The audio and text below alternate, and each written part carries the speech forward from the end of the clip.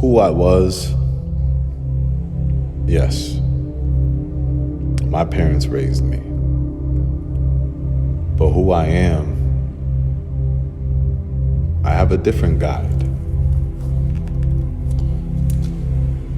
When we are born into this world, our parents became voices in our heads. They became the ones that said, don't do this, don't do that, be this or be that. They became our guidance of this world. They instilled all their ways and perspectives into us. We spend all our time with them, looking at them as children, imitating behaviors and patterns.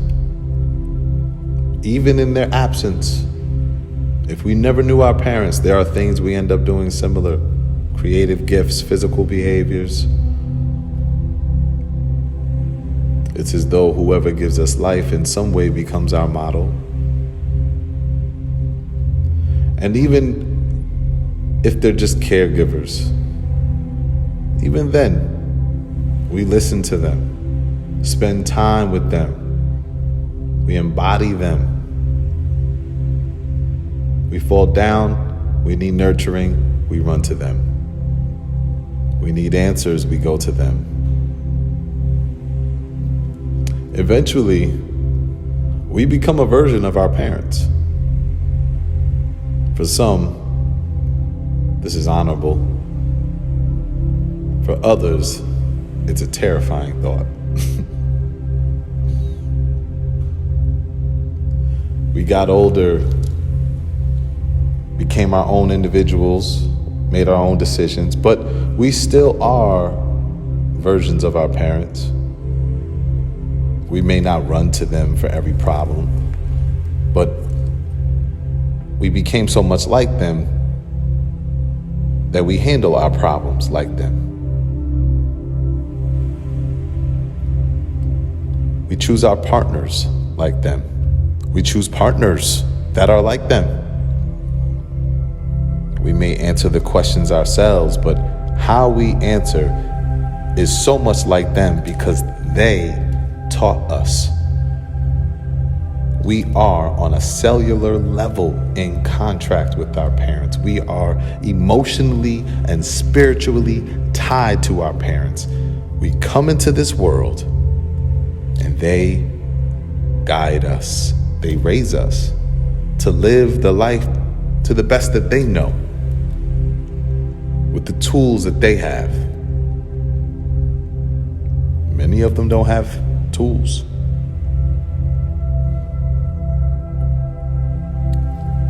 But is this the life you're living, the only life? Is it your life? I'm not asking about afterlife or reincarnation. I'm referring to this life that you were raised in, this life where you see through the lens of where you grew up, your parents. You see through the lens of their wounds, through the fears, through the choices and the patterns. This is how you're experiencing the life. This is the life you're creating through this pathway. Is this the only life? Is this your life? Or can we allow our minds to reunite with that which truly gave us life in abundance?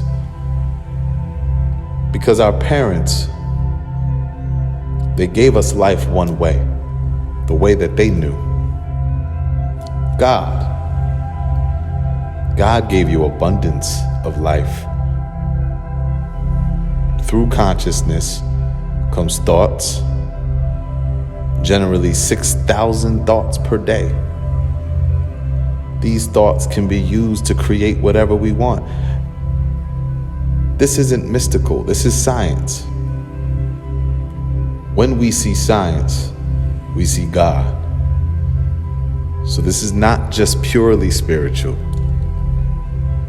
Each of these thoughts can be used in a way that is completely different from how you were raised.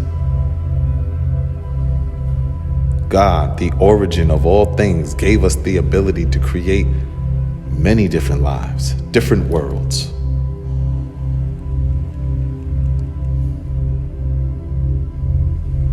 Many mansions.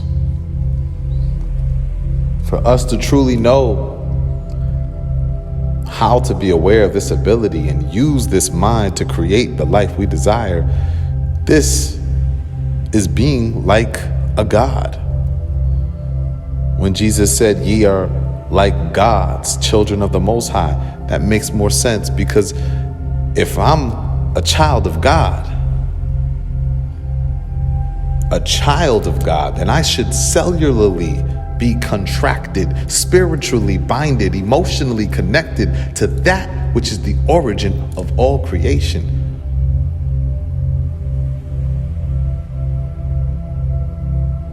There is no specific way for this. This is purely authentic. This is God.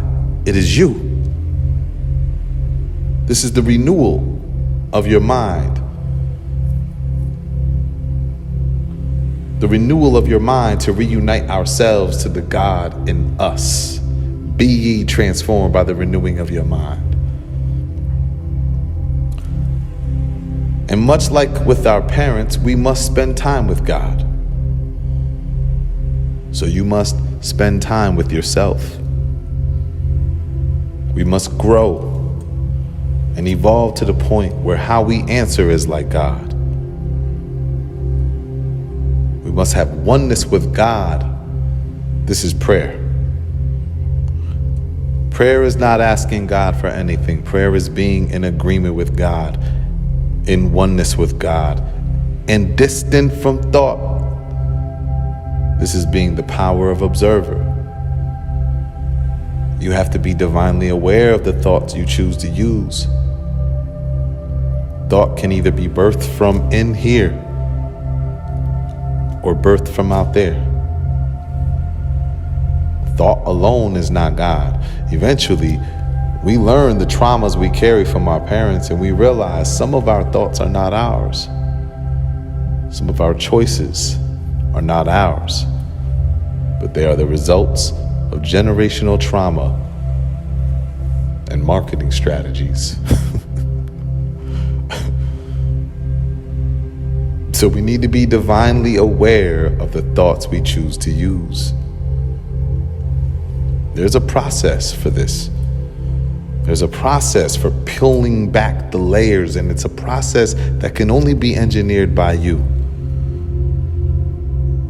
What is required for you to live a life of peace is in you. What God created is perfect. There's nothing wrong with you.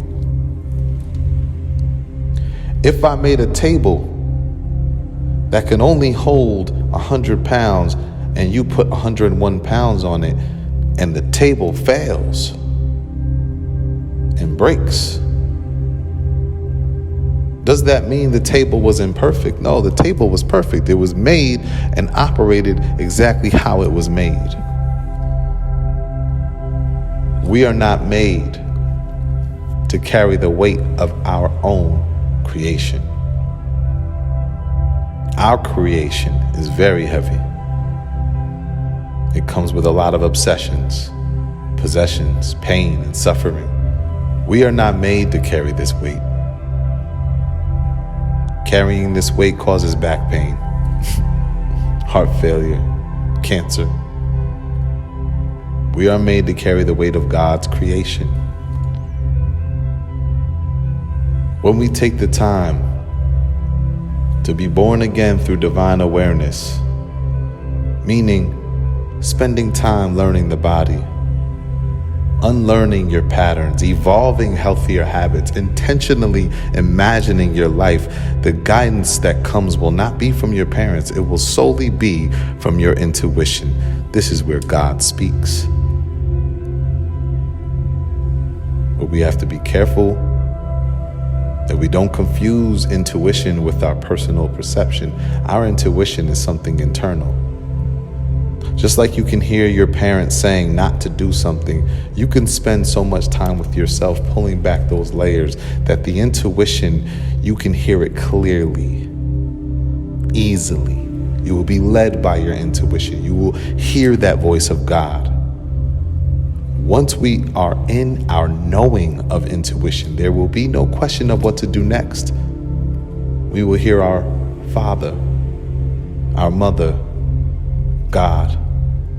Trusting our intuition means we create life out of infinite possibilities, not out of past failures.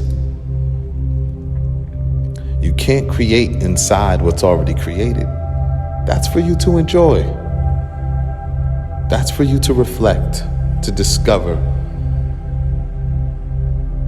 Every day, getting closer to God, closer to you. The only place you can create is in intuition and imagination. We have to know that we already have this ability. Because I am in the Father and the Father is in me. I was first born in heaven, but to bring this heaven to earth, we must divorce the earthly parents and begin a new union with God in us. So my parents have nothing to do with who you see now. Who I am at this present moment is already done, and I am grateful for this time, this very second. But I am a child of God, which means I can practice the power God gave me, the only power that I need, creativity. Creativity to make the life I want. So this isn't the only life. There are infinite possibilities of the life you want. Take control of this human experience and create.